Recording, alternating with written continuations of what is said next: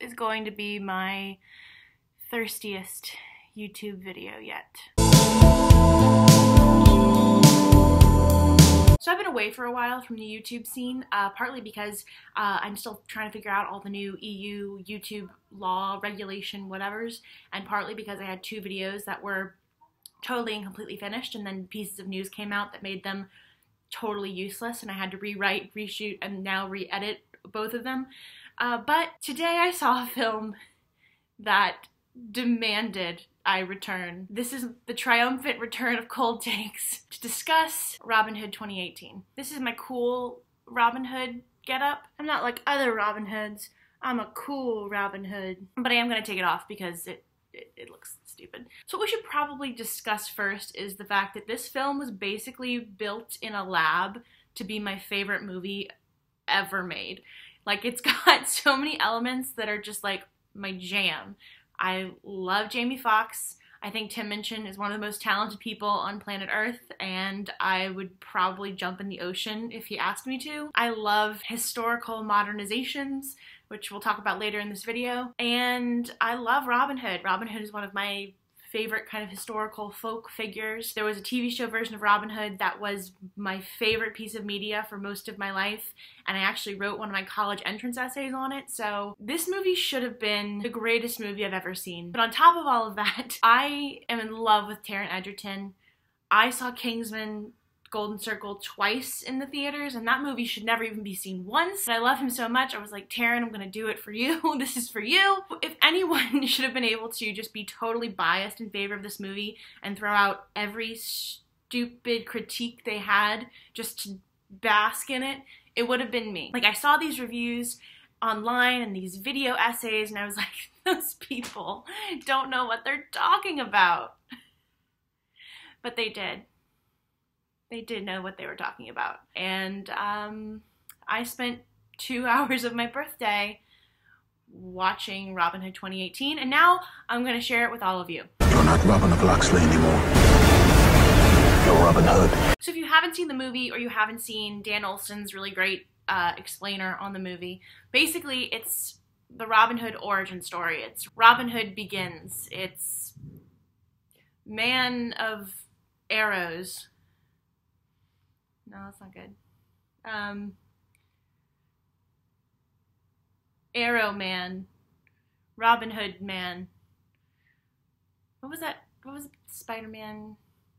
Robin Hood Homecoming. It's a Robin Hood origin story. So it starts out with Robin of Locksley. He's a carefree lord who gets sent to the Crusades, gets a whole bunch of people killed, and then tries to save the life of this one Moor whose father eventually like follows him to England and tries to convince him to like become Robin Hood, which he does for the sole purpose of winning back Marion, who has fallen in love with Will Scarlet. There's a lot to unpack here. That description does not do it justice, but there is a lot to unpack here. But because this is Cold Takes, and on Cold Takes we talk about good things in movies, and we celebrate movies, and we celebrate storytelling, I'm going to start out with the lightning round of things that I actually did enjoy in this Robin Hood adaptation. One, when they let Taron Egerton just like do his thing, he's charming. Like, he really is, especially towards the end, once he kind of becomes Robin Hood. It really takes the majority of the movie Robin Hood for Robin Hood to become Robin Hood. But when he does kind of accept the mantle in the last 5 minutes, he really is charming and funny and has some great little one-liners. They're completely misplaced, but it is really fun when he gets to be that guy. If we get caught, they will kill us all. Really inspiring. Thanks. I really like his leather jacket. I have nothing else to offer. I just like it so much. I like seeing Taron Egerton in a leather jacket for 2 hours, and I'm not ashamed of it. I really like that this film kind of embraces the idea of Robin Hood as someone with PTSD. It's very brief and very kind of glossed over, but the two moments they choose to highlight Robin in a battle, reflecting on the man he was when he was, you know, in the middle of a war zone, getting people killed, and how that kind of plays into his turns with heroism in Locksley and in Nottingham, I think is really interesting. I mean, the reason that I called this video Robin Hood is the most infuriating movie of 2018 is because there are kind of like seeds of something that is really cool and really exciting that just get totally and completely dropped. These are seeds of good ideas. They get dropped on the ground and then salted, so you just never get to see anything grow. It's so infuriating. I can't deal with it. So PTSD Robin Hood could have been really cool. And it could have caused like a real conflict. Like, no, I have to do this alone. You can't be a part of my war against the machine. That would have been cool, but not here. And Mendelsohn and Tim Minchin are in a much funner movie. I wouldn't say it's a better movie, but it is a much more fun movie than everyone else. And I wish to God that I had been watching the movie that they were acting in, because that one looked like a blast. They were great. I really did enjoy them every time they were on screen. I just wish that they had been in a good movie. Also, there's one really amazing scene in the movie that like I think will probably stick with me, and it's probably because I think it includes the three best people in the entire movie. It's a scene between Robin, Friar Tuck, the Cardinal, I think he's a Cardinal, and the Sheriff of Nottingham. And there's a whole kind of thing in the movie where Robin Hood is trying to like play, you know, the sheriff's kind of right-hand man, while on the other side being Robin Hood at night. He's trying to get kind of into the Cardinal and Sheriff of Nottingham's inner circle, and so he has to accuse Friar Tuck of a crime, not telling the friar what's going on, while trying to keep the Cardinal and the Sheriff from murdering Friar Tuck. And there's so much tension and fear and uncertainty in that scene. It was like the one scene that I thought had just immensely wonderful, like tight, like shoulder, like nodding tension that I was like, okay, like this could have been a good movie. It could have been a good movie. Why'd you do this to me? And now that that's out of the way, I get to talk about all of the frustration, all of my frustrations, so much frustration. Here we go. So if the YouTube school of YouTube has taught me anything, it's that people love numbered lists. So here's my seven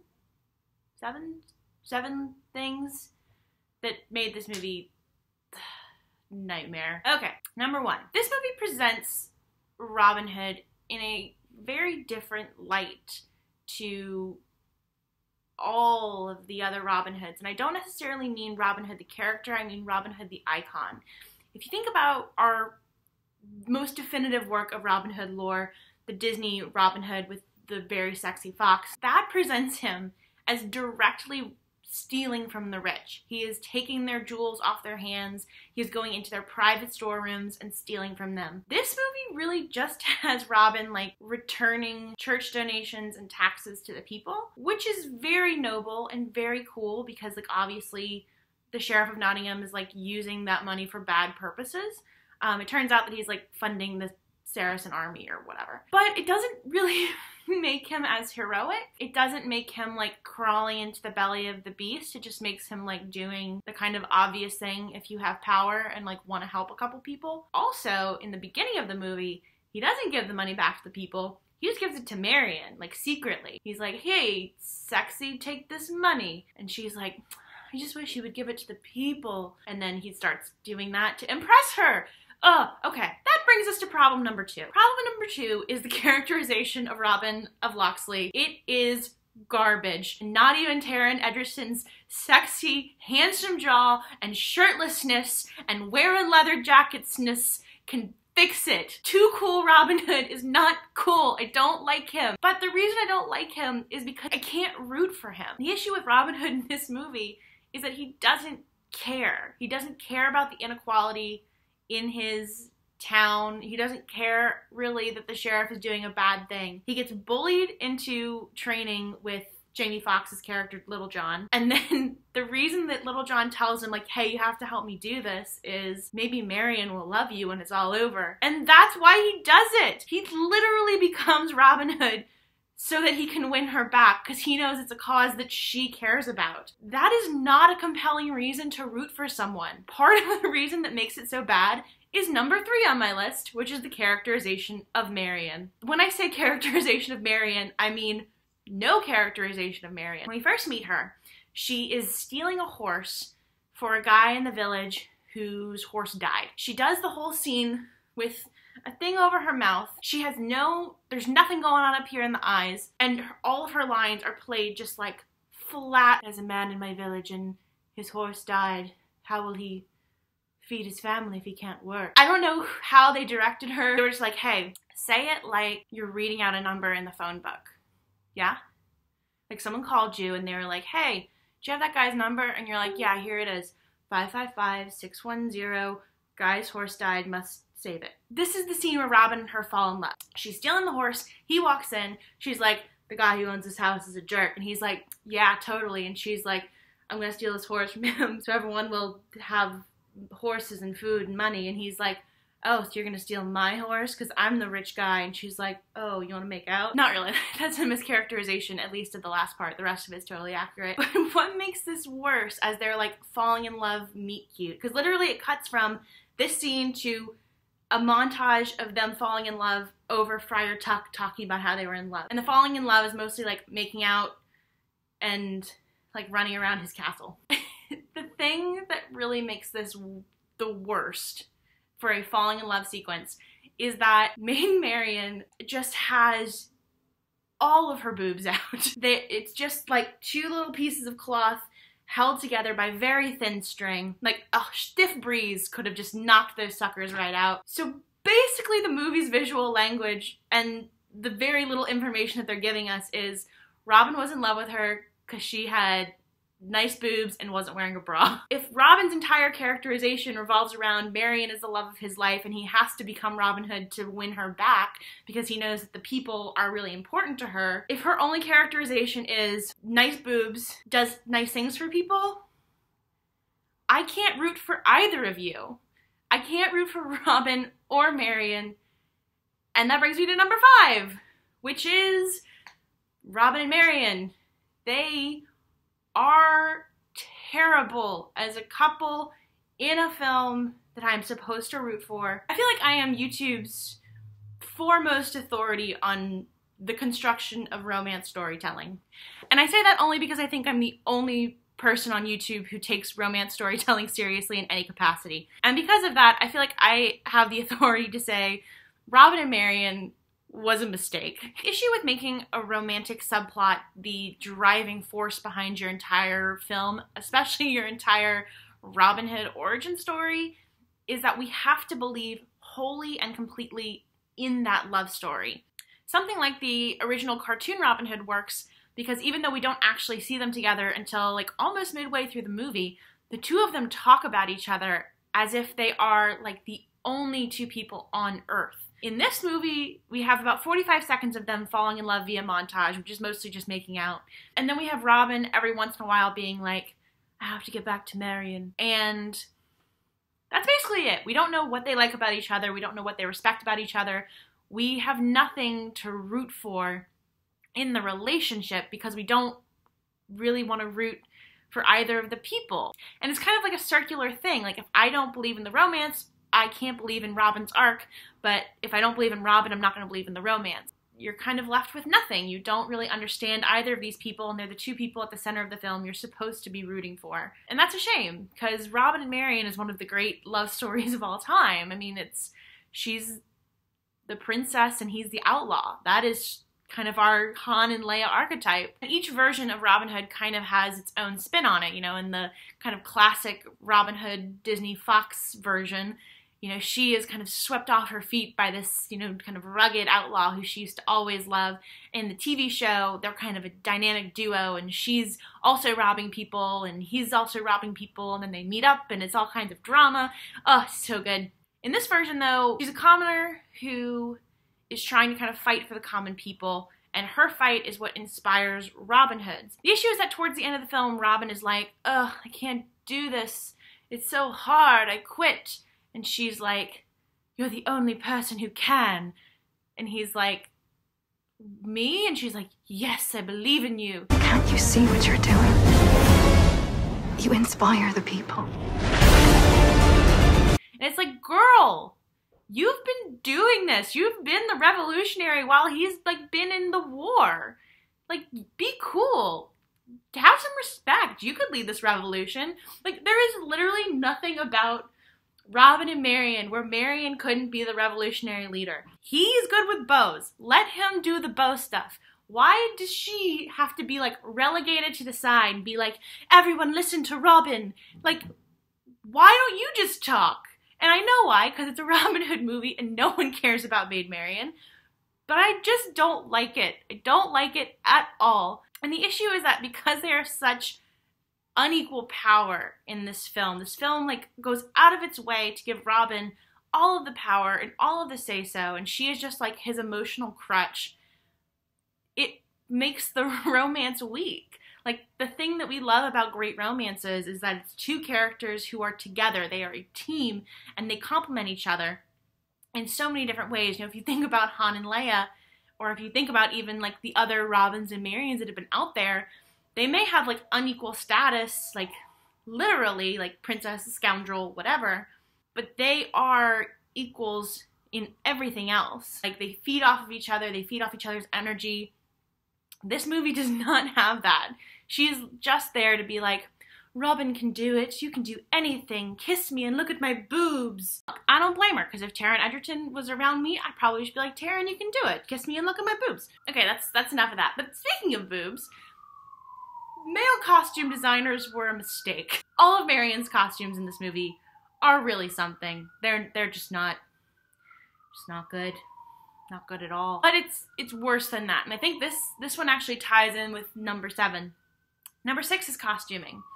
Because they're going for this kind of modern classical aesthetic, which I am really interested in. One of my favorite shows of all time, Spring Awakening, has kind of this aesthetic where, you know, it's set in 1891 Germany, but the characters all wear, like, Chuck Taylors, or they have, like, little flashes of the modern to remind you that they aren't just, like, stodgy old characters from the past. They are a part of kind of our new lore. I love that kind of stuff. So I was really, really excited about this aspect of the movie, and I was really excited with what they were going to do with the costuming in particular. Maid Marian, garbage. Just garbage. I am so sorry. Costuming is such a part of who characters are, and if you're going to tell me that Maid Marian's main characteristic is her boobs, you failed as a costume designer. Also, this is very little. It's a nitpick. It's like a CinemaSins nitpick. But I hate this dad sweater crap that they put on Jamie Dornan. I can't. I don't even know if I can find a picture of it online. If I do, it'll be right here in the little thingy. But it's just like, it's like a Land's End catalog. Why? I don't understand. And I was just like, just dragging my mind. Like, okay, why? Okay, are we supposed to like him in the beginning? Like, he's wearing a dad sweater. Like, oh, he's kind of a cool Will Scarlet. He's just like, aw, shucks. That wasn't it. That wasn't it at all. It's just not. And some of the costuming I thought was okay. Like, this little thing that they do with where everyone wears the hood, cool. Cool, it looks like you're at a protest, fine. But for the most part, I think I miscounted. I think it's actually 8 things. I really can't count. The other thing that was really bothersome to me was the fighting in this film. The issue with doing a Robin Hood origin story as such is that the fighting actually ends up looking like you're watching a video game. And I don't know if you guys have ever like sat down and watched someone play a video game, but I have light sensitivity, so it makes it difficult for me to actually play a video game myself, which means that I spend a lot of time on my couch watching my boyfriend play Wolfenstein New Colossus. And when I was sitting there watching Robin Hood, like, fighting 18 guards, like, spinning around in circles, sending arrows flying, I was like, oh my god, like, did Adam pick up a copy of, like, Assassin's Creed and I didn't realize? When you're watching one person fight 20 people, and that happens several times in a 2-hour movie, it basically just feels like you're watching a video game you can't play. And that's not especially fun, and it's not especially compelling. And because we don't really care about Robin Hood's motivation, like, I don't care if he and Maid Marian get together, it does not mean anything to me. There's no tension in the fight scenes. It's just like I'm watching someone else play a video game that I don't care if they win. All this leads me to number 7, which is really the main reason I wanted to make this video. I mean, I love ranting as much as the next gal, but this channel is really not supposed to be for ranting. It's not supposed to be me just being like, why wasn't Taron Egerton in a better movie? Put him as Riff in West Side Story, you cowards. No, it's really supposed to be about discussing film in a much more coherent way than that. And what I really wanted to talk about with this film was what I've seen as kind of the big complaint, which is its sort of aesthetic component, this sort of modernization of a historical thing. And it really is kind of a mixture of the two. You know, you have it kind of reminds me of A Knight's Tale in some ways, where the costumes are deliberately and very purposefully crafted in such a way that it makes you think of a modern thing. And I think that that is actually really awesome. And a lot of people do not agree with me. I think the modernization in this film could have been done really well. It could have been done in the style of like a Shakespearean adaptation, where you have a classical text that you kind of lacquer with modernity. If you think about, you know, more literally the Romeo and Juliet that Baz Luhrmann directed, that was just dropped into a modern period. Or you can think about something like Spring Awakening, which is very much grounded in a historical period, but given shades and colorings of the modern era. So, you know, you have rock music, Converse high tops, neon lights. Or you could think about something like A Knight's Tale, which has modern music, modern dialogue, a lot of modern elements, but is set in a classical period. The difference between those things and this thing is that those things knew what they were saying with those elements. Baz Luhrmann is very much trying to have a discussion about like gangland culture in America, gun culture in America. The film very much has a point of view with all of this. Spring Awakening has a point of view. A Knight's Tale has a point of view. This film doesn't seem to have a point of view beyond like, this isn't your mother's Robin Hood. And that's a shame. The movie very much could have had a lot to say about war profiteering, especially in our modern kind of context. And I think it tries to say that, but it never quite finishes the sentence. And that's a shame, because Robin Hood is kind of one of the great transgressive texts. It is a text that tells us just because you are born into privilege doesn't mean you have to stay there, and just because you have privilege doesn't mean you have to hoard it. And in fact, the hoarding of privilege is what makes you evil and it makes you wicked. And that is a really important thing to talk about. It just isn't really here. It's a lot of sound and fury signifying nothing. However,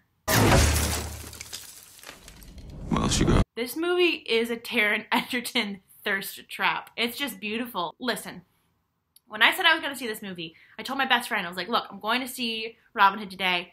I've heard terrible things. I can't wait. She was like, but you know what? Spending 2 hours in a dark room with Taron Egerton is not a bad way to spend your birthday. And you know what? She was right. This movie had nothing of substance to say. It did not mean anything. It was not very good. But Taron Egerton made it worthwhile. Really inspiring. Thanks. Alright folks, so that is my Robin Hood 2018 review. I hope you enjoyed it. This isn't really the kind of content that I normally do. I normally try to do more, you know, thoughtful pieces, but I really just wanted to talk about this movie to a camera for an hour. So here we are. I hope you enjoyed it. If you like this kind of content, or if you like anything else that I do on the channel, I hope you go to my Patreon. I have really wonderful supporters there, and I'm going to be doing 12 days of Vlogmas, but I won't be vlogging. I'll be doing like mini video essays, kind of in the style of like Movies with Mikey, about my 12 favorite holiday films, Thanksgiving, Hanukkah, Christmas, and New Year's. So I will be doing kind of a, you know, tasting course of the best holiday films out there, and I'm going to be talking about how great they are. So I hope you join me. If you want to be part of picking those 12 movies that I'll be discussing, go over to my Patreon page, and if you pledge $1 or more, you can suggest a film, and I might pick yours and shout out your name on the channel. So thank you guys so much for watching. I hope you enjoyed. Head over to Patreon. Oh, and if you like what I do, and if you like my kind of voice, I also have a novel out. It's called The Christmas Company. It's from Hallmark Publishing. So If you have someone on your list who would love a very sweet Christmas romance, kind of in the style of a Hallmark Christmas movie, that's what I would suggest you get them. Thank you guys so much. Links are in the description. Thank you so much. I'll see you next time.